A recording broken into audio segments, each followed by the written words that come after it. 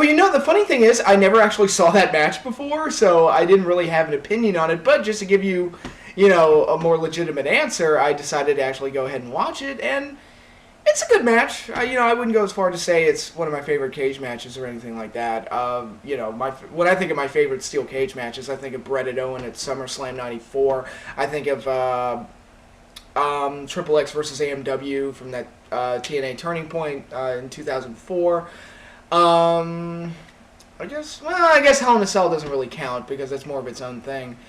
Some cage matches from the NWA back in the day, for the spectacle of it and just the bigness of it, I guess, for lack of a better word.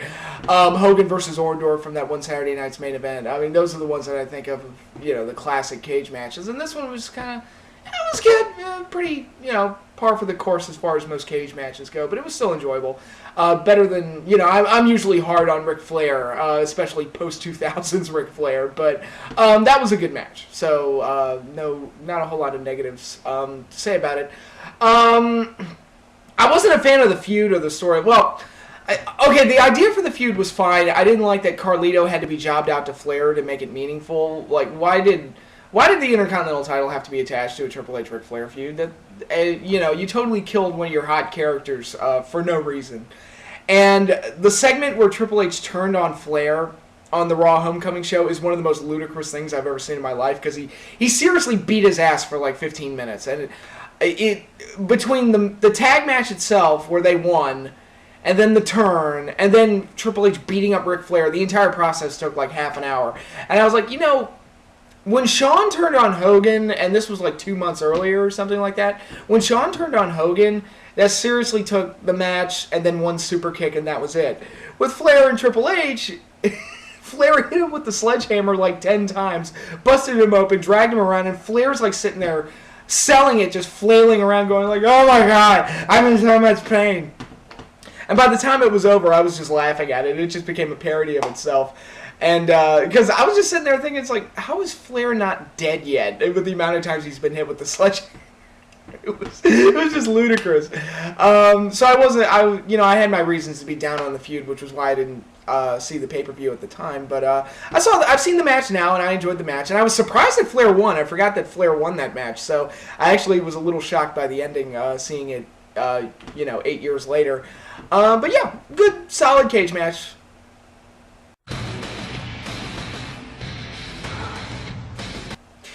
Good for him that he feels comfortable enough to come out, because he should be able to. I think that's a sign that society's getting better, that, A, he's able to openly express his, his sexual orientation, and B, that people were so willing to accept him and there was no backlash for it. So it was like, wow, we've really gotten better as a society. It doesn't necessarily make me think more of him as a talent. I've never been that impressed with him as a talent. I actually like Titus O'Neil more. And Titus isn't necessarily a better worker, but I think he's funnier. And I think he's he always does something in his matches that makes me laugh, so he always stands out a little bit. It looks like the Primetime Players are getting a push out of it. I think it's no coincidence that he came out and got the positive press from it, and they decided to turn them face and start giving them wins on TV, and so look for them to get a tag title shot down the road. But yeah, good for him. It's cool. It's awesome.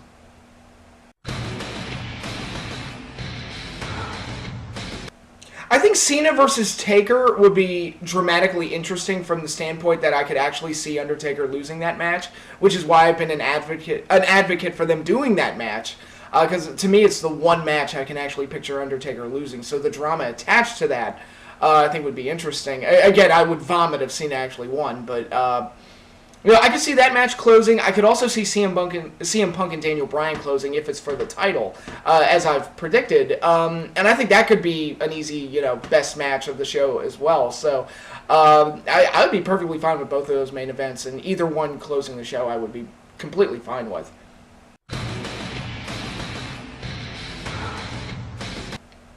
Oh, I'm sure. Paul Heyman always knew how to make guys feel larger than life. I mean, he could take guys with almost no talent, like New Jack, and make them feel like legit stars. He knew how to maximize the potential of his characters and the talents, and how to showcase talents in a way that would best suit them. So I'm sure if Paul Heyman had a guy like an AJ Styles, or I mean, Necro Butcher, he could have done wonders with. Abyss, Austin Aries, Tyler Black. God, who are some others? CM Punk, obviously, even though he's WWE now. Samoa Joe, Christopher Daniels, so many guys. I'm sure, put those guys in Paul Heyman written shows, they would have been phenomenal. So yeah, I absolutely think a lot of those guys could have shined in the original ECW.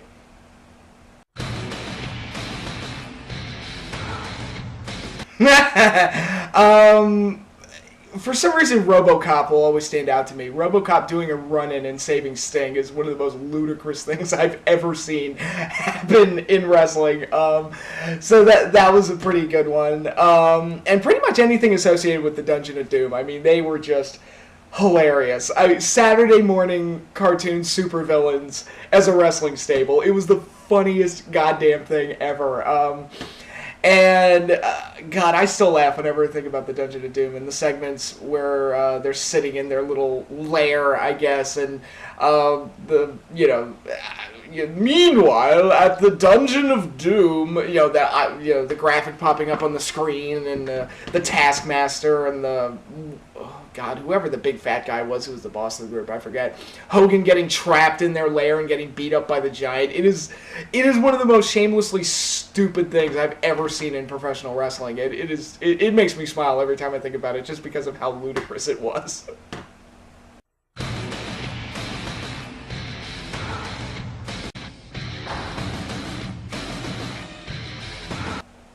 I don't know if I'm the guy you should be asking about that, because I really don't put a whole lot of work into these videos. I mean, I do all the editing on Windows Movie Maker, which is bare bones basic. And for the most part, I just kind of sit in front of a camera and talk. I don't really put the amount of work into it that, say, if you watch somebody like the Nostalgia Critic or the Angry Video Game Nerd or Spoonie or anybody like that, Nostalgia Chick, another one. I saw the making of one of her videos. I was like, holy crap. I don't have the most expensive camera or anything like that, but if you want to do something more like what I do, pretty much what I do is just I sit in front of the camera and talk and be myself, and I just give my opinion. And there are ways to get around. Like, I'm usually, before doing this, I was actually pretty uncomfortable in front of a camera, and a lot of people ask me about the sunglasses and why I always wear sunglasses. The reason I do is because I have this bad habit of looking off camera, and even when, go back and watch some of my videos, you can kind of see my head tilt a little bit. It's because for some reason, I have this nervous tick where I have to look off camera for some reason. So wearing the sunglasses was actually my way to get around it, because when I filmed my first video, I did it without sunglasses, and I noticed that I was constantly looking off camera, and which was really distracting. And I actually got this trick from Bret Hart. He talked about it on his DVD, how he had the same problem, and wearing the sunglasses was how he got around doing that and making it not as noticeable. If you are uncomfortable in front of a camera, try and do things to help you out, and maybe practice in front of a mirror beforehand what you're going to say, or if you have nervous eyes like I do, wear sunglasses. They help. There are a lot of ways to get around that, a lot of ways to make yourself feel more comfortable. Some people have even gone as far to taking acting classes. So I've heard of that as far as making online videos go. So whatever you want to do, but basically, if you want to do something more along the lines of what I do, and something that you feel comfortable with, just be yourself, and that's probably the best way that you're gonna turn out good videos. Oh wow, we're really digging into some Catholic vernacular here. This is good. Sedivacantism. Now, if you've been watching my videos for a long time, you've probably heard me mention once or twice that my family is Catholic, and I was raised a Catholic, and things of that nature. Sedivacantism is basically a stance by very traditionalist Catholics where they don't acknowledge the modern popes going back to, I believe, the 1950s. And anybody that's been pope since then, they don't acknowledge as the true pope because of all the changes that have occurred in the Catholic Church, and how they went towards being more modern and everything like that, and that's viewed as a heresy for a lot of traditionalist Catholics. My family does not subscribe to this. We're not super hardcore like that, and I believe that, there's nothing wrong with evolving with the times and, making yourself more modern and things of that nature. So no, my family's never been aligned with sedevacantism. I am not a Pokemon fan. I never got sucked into Pokemon, and my knowledge of Pokemon doesn't go far beyond Super Smash Brothers. So I don't really have a whole lot to add to the discussion about Pokemon. Are there too many of them? Well, if you're a franchise, especially a video game franchise, you got to keep that shit going. So, yeah, they're going to keep creating new Pokemon just to keep the video game series going. So, no, I don't think there are too many. I mean, yeah, you want to keep the gravy train going, you got to create more and more of these things. And, they're basically all interchangeable anyway. I mean, they're just a bunch of... I always joke that the Pokemon show was basically... would be like if somebody took Snarf from Thundercats and populated the show with nothing but Snarfs, and that was the show. Because basically it's just a bunch of cute, cuddly creatures running around saying their names. I mean, that's the show. So basically the Pokemon are interchangeable anyway, so yeah, I don't think there were too many. Again, you got to keep the shit going, so yeah.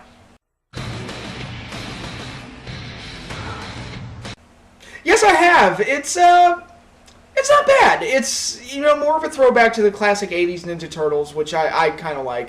There's certain elements of the classic 80s show that don't make it into future and other versions that I wish would. Like, I wish the Technodrome would show up more. I love the fucking Technodrome. So, that showed up in the season finale.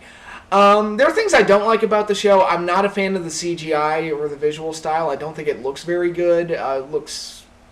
It looks cheap. I don't know. Maybe I have a thing against CGI anyway, but it just doesn't look very good. And especially when you look at the 2003 show and how good that 2D animation looked for that show and how awesome it looked, and then you go to this one, it looks really... It doesn't look that good at all. I'm not sure if I'm a fan of April being a teenager. I think that's a little weird. But other than that, I mean, there's things to appreciate and things to really like. I love the way they introduced Mutagen Man. I thought that was really shocking, the way they did that.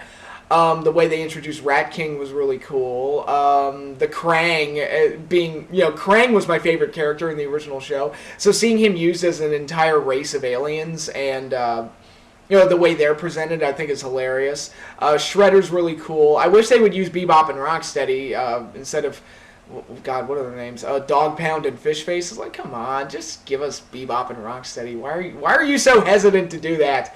I said the same thing when Ninja Turtles 2 came out over 20 years ago. It was like, okay, look, Razor and Telga are basically Bebop and Rocksteady. Why can't you just give us Bebop and Rocksteady? But apparently the original creators of Ninja Turtles just hate those characters, but, whatever. But overall, yeah, I do enjoy the new Ninja Turtles show. I think it's pretty good, and kids seem to really like it, so it's really cool. Ninja Turtles is one of those things that never really went away, and I think that's really kind of cool. So, yeah, good on them. I think the new show's good.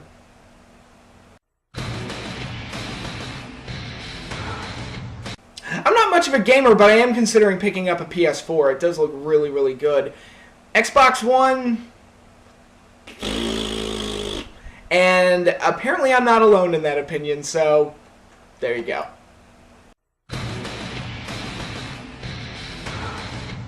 Eli Manning and Jason Pierre-Paul, perhaps? No, I'm just kidding. You never really can tell, because, a lot of, for me anyway, when I think about who the MVP should be, it largely depends on not necessarily stats, but how much they mean to their team. Like, Adrian Peterson last year totally deserved the MVP, because without him, the Vikings, forget the playoffs, they don't even win 5 games. I mean, he was basically took that whole team and carried them on their back and got them to the playoffs. So, yeah, I mean, you never really can tell who's going to need a superstar like that to carry them into the playoffs, into the postseason, or just to give them a winning year. And, we'll see how things go going forward. But as far as who's actually going to get those awards, I really couldn't tell you at this point. I have no idea.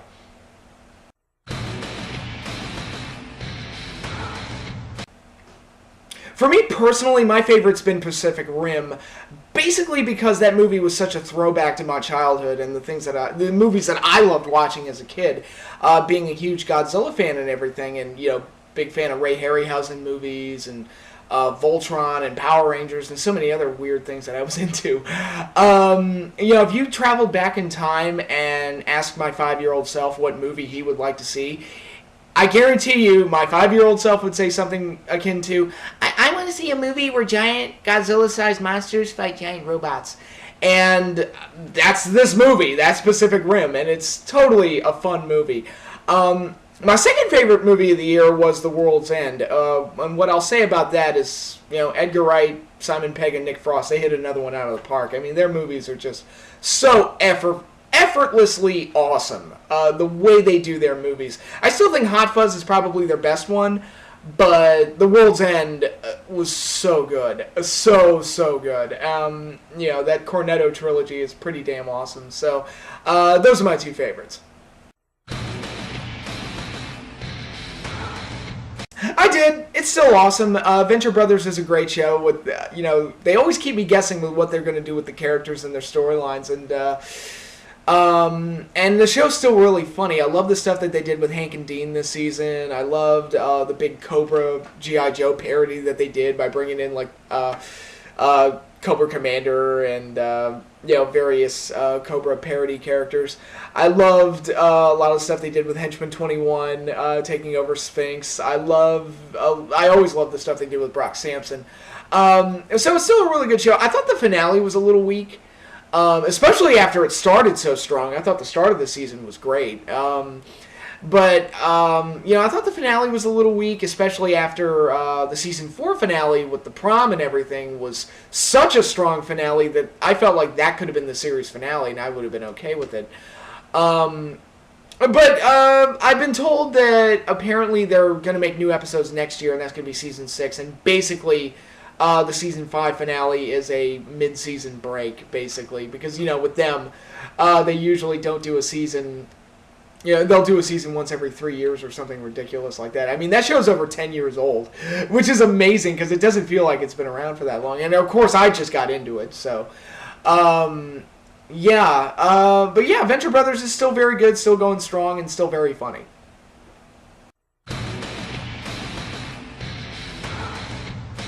Nah, sorry, I've never actually played them, and unlike the Taboo Tuesday Ric Flair and Triple H match, I actually couldn't get a copy of the game to play it and give you my thoughts on it. I think the idea for the game is really cool, basically crossing over the entire Disney universe and making an adventure game out of it, so I think that's really cool. So if they're continuing the series with a third one, good on them. I think that's a really good idea, and a lot of fun possibilities go along with that concept. So, I think it's really cool that they're keeping the series going. One of these days I've got to play them, so here's hoping I get around to doing that one day.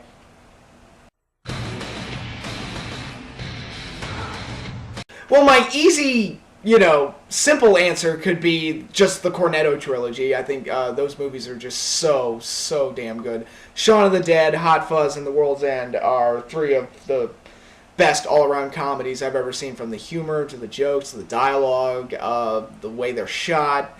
Just everything about those movies, they're just awesome. But I'll be a little bit, give a little bit more variety than just praising Edgar Wright.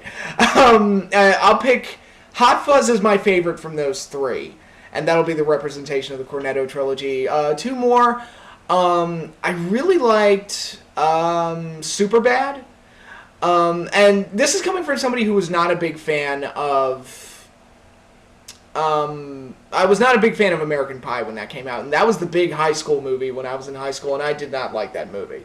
To me, it was just a Hollywood representation of what high school was really like, and not really that accurate. At least for me, anyway. I can't speak for everybody, obviously, but Superbad to me, with the geekier characters and the nerdier, the Michael Ceras and the McLovins running around.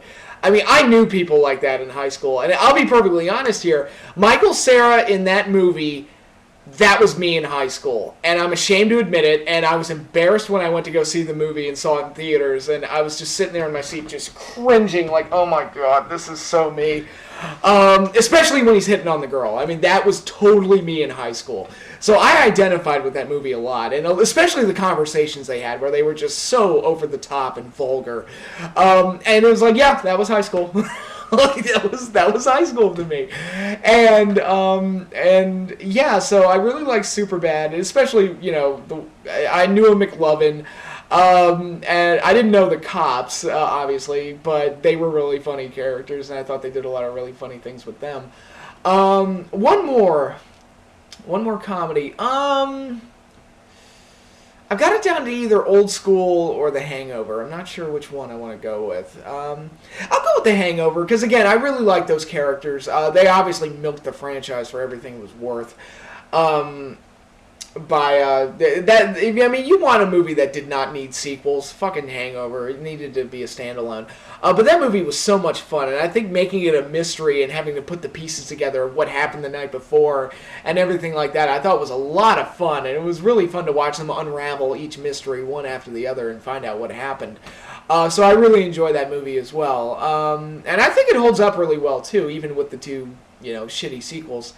Yeah, those would be my three picks. Hot Fuzz, Superbad, The Hangover. With Old School as kind of the, the underneath one, kind of the Animal House of the modern age. So, yeah, those are my picks.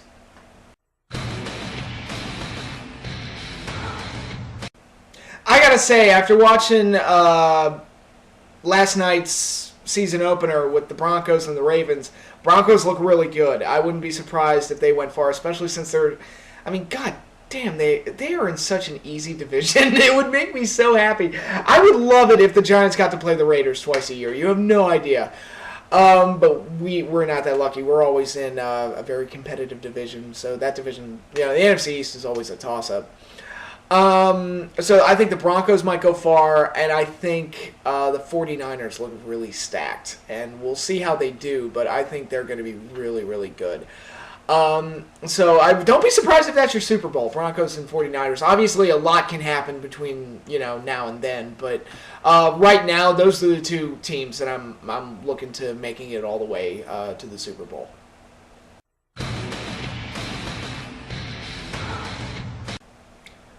Oh man, that's heavy. I was in 8th grade at the time it happened, and it happened like April or May, if I recall, somewhere around that time period. I don't remember the exact date.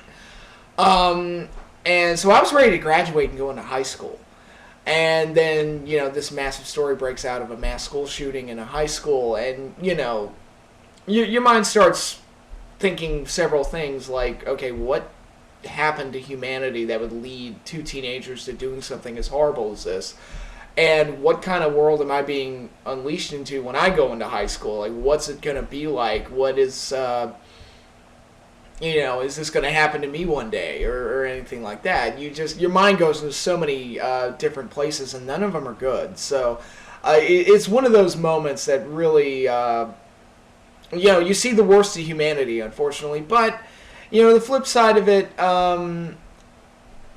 you also, whenever there's a massive tragedy like that, you do see the best of humanity as well. From the people that help, to the people that try to make the situation better, to the people that try to comfort those that lost loved ones during such a horrible tragedy. So you could look at it that way as well. But man, it's not something I like to look back on for sure.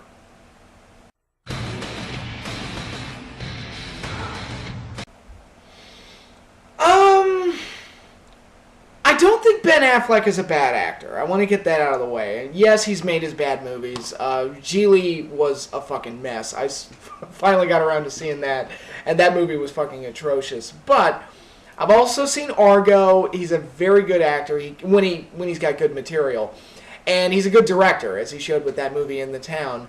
So it's not that the guy's not talented. I'm not saying that, but I don't picture him as Batman. I just don't. I don't know. I think him as Batman would be too distracting. I think it would be.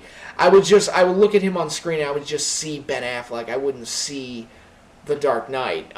It sort of reminds me of when George Clooney was cast. George Clooney's a good actor. He's a very good actor, but him as Batman just didn't work. And a lot of that was the bad material, too. But it was, I don't know. I just don't picture that working. I wish they had gone the route of what they did with Superman, where they went out and got this guy who wasn't really all that well known and just molded him into Superman.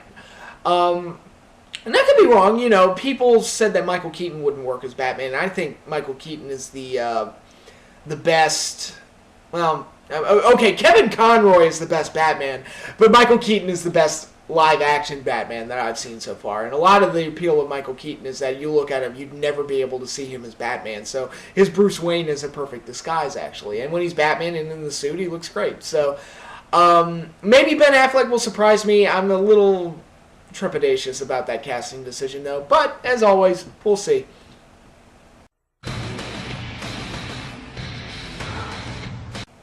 Well, obviously, I enjoy making videos. That's something I do as more of a hobby. I obviously don't do it for a living, like some others do.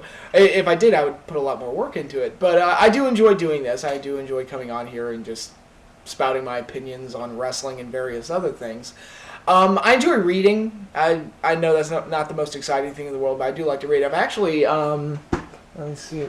I've actually just gotten to reading the James Bond novels by Ian Fleming. I'd seen the movies, all the time growing up. I'd never actually read the books, so now I'm into reading the books. So, and they've been very, very good. So, yeah, I mean, reading and making videos, those are my hobbies. Not the most exciting answer, but, I'm a simple guy.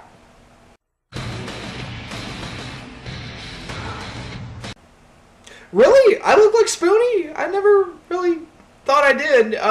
But yeah, I never looked to him for inspiration necessarily while making my videos. I enjoy his work and he's good at what he does, but I never, deliberately tried to mimic him or take inspiration from him as far as making my videos goes. But no, I mean, yeah, I guess that's all right. I don't mind being compared to him, I guess. I don't know. So, but I look like him. I don't know if I see that, but oh well.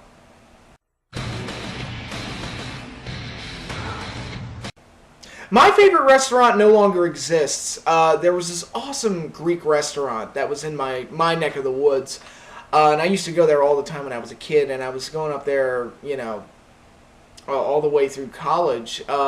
Whenever I would come home for college, I would make sure to stop by there and take a date there once in a while or anything like that. It was just a very nice place, very good food. Loved it. The owner was a really cool guy. Unfortunately, the rent got too high and they went out of business, which was unfortunate because I really love that place.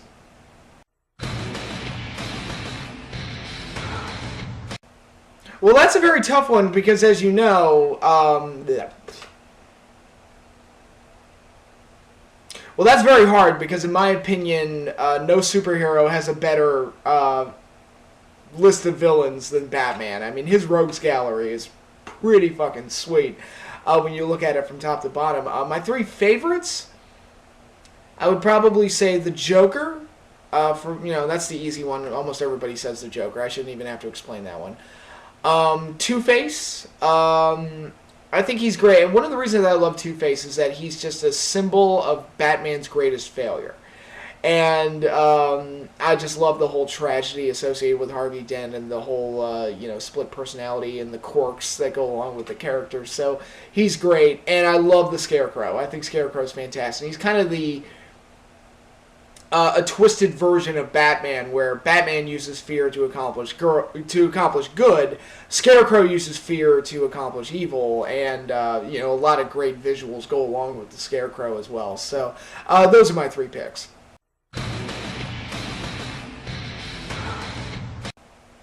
I think this is going to be a breakout year for the Cleveland Browns. I'm just kidding. Man, again, I don't really know. I want to watch at least 1 week and look for things in the highlights for all the teams and see if anybody's going to potentially come out and be a surprise hit this year. Because right now, obviously, I really don't know. And preseason, to me, isn't always the best, measurement for judging that. I don't really expect any major surprises. I think any team that was bad last year will probably be bad this year for the most part.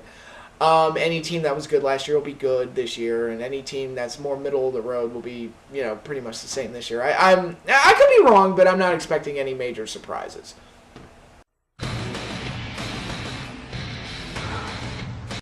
The thing with the Giants, it's the same as always with them. They're going to be like 9-7 or 10-6. And they're either going to win the Super Bowl or they're not going to even make the playoffs. It's just, that's the story with them every year. That's just the way it is. And I'm not expecting too much out of them. The NFC East is going to be competitive like it always is. One of them maybe two of them will make the playoffs. And I don't expect the Giants to get very far, though. So I haven't seen anything from them to make me believe that they're going to be a major contender this year. But again, you never know. I always hope for the best, but, we'll see.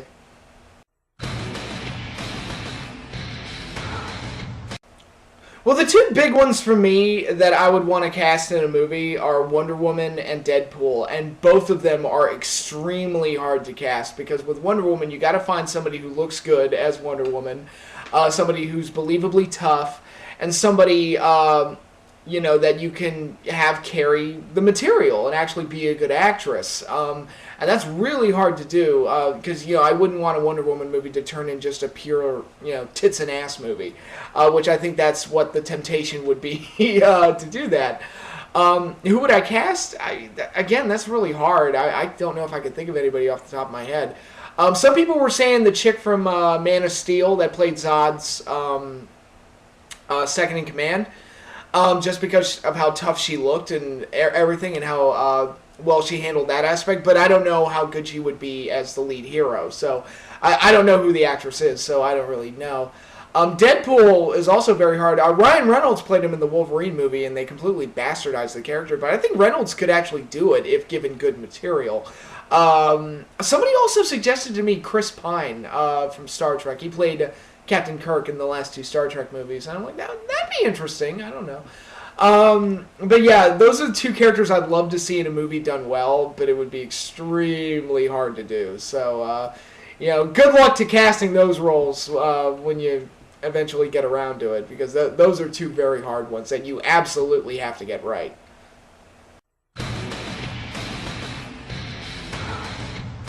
Well, I think after last night's season opener, the Ravens aren't looking so hot, and I kind of predicted that. And this is, I defended Joe Flacco last year when he was catching flack for being a shitty quarterback and everything. It's like, look, he's good at managing the game, and if you put weapons around him, he'll do fine. So, yeah, keep him at quarterback. That's absolutely fine. The Ravens have actually made the opposite mistake of what they did after their first Super Bowl. Because after that one, they took Trent Dilfer, got rid of him, and I didn't think that was a bad idea because I never thought Dilfer was that good. It's like, look, that defense won them that Super Bowl. I'm a Giants fan, and I'm telling you, that was all the defense in that game, and their postseason run and, their regular season as well. And, putting a better quarterback into that system, I think was a good move. The problem is that they got somebody worse in Gerbach. So it just blew up in their face. I mean, if you're going to get rid of Dilfer, you got to replace him with somebody better. And the fact that they replaced him with Gerbach, it was like, wow, really? Okay. But this year, it's like, all right, we're going to rally behind Flacco, which I think was the right move. Keep him in the offense. But then they let so many guys go. And then they gave him all that money. And I'm just sitting there thinking, it's like, oh, no, that's not going to go well because they let too many guys go, and I think they're going to struggle a little bit. To me, Flacco's a guy that you've got to put weapons around him that can do well. Because I argued after the Super Bowl, it's like, I don't think he deserved the MVP award. I felt like it should have gone to Jacoby Jones or Anquan Bolden. Those are the two that I felt deserved the MVP award. Because they made some amazing circus catches in that game. Not very good throws. And had amazing individual efforts, especially when you look at the kickoff return by Jacoby Jones. And I think with all the people they've lost, especially on defense, I think they're going to struggle a little bit. And I think they put maybe a little too much faith in Flacco by giving him all that money. But, at the very least, I don't think there's much of a chance of them repeating this year.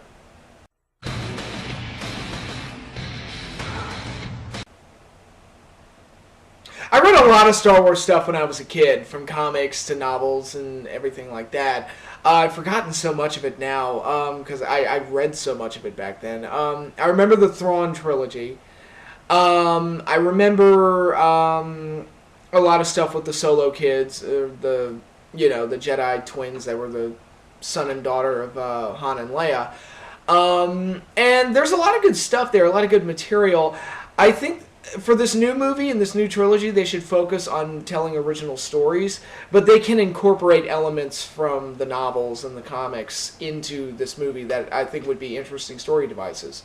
Kind of like what the Clone Wars show did. A lot of people wrote off the Clone Wars cartoon as just prequel Star Wars and, fuck it, whatever. But they incorporated some elements from the extended universe into the show to tell original stories, and I thought that worked really well. So if they want to work in the Solo kids or Thrawn or anything like that into the new movies, that'd be really cool. If they want to tell an original story with those elements, that'd be even better. So, whatever they want to do, it'll be interesting to see what they pull off.